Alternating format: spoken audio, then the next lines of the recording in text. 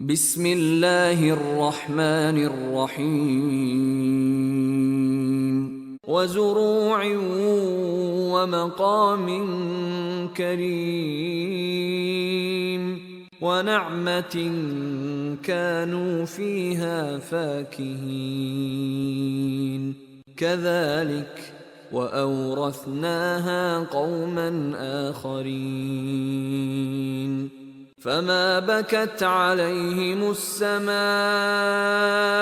والأرض وما كانوا منظرين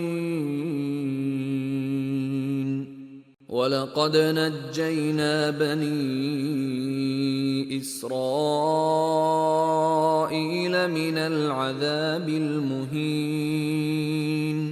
من فرعون إنه كان عاليا من المسرفين ولقد اخترناهم على علم على العالمين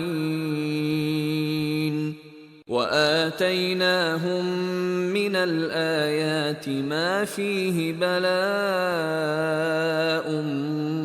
مبين إن هؤلاء ليقولون إن هي إلا موتتنا الأولى وما نحن بمنشرين فأتوا بآبائنا إن كنتم صادقين أهم خير أم قوم تبع والذين من قبلهم أهلكناهم إنهم كانوا مجرمين وما خلقنا السماوات والأرض وما بينهما لاعبين ما خلقناهما إلا بالحق ولكن أكثرهم لا يعلمون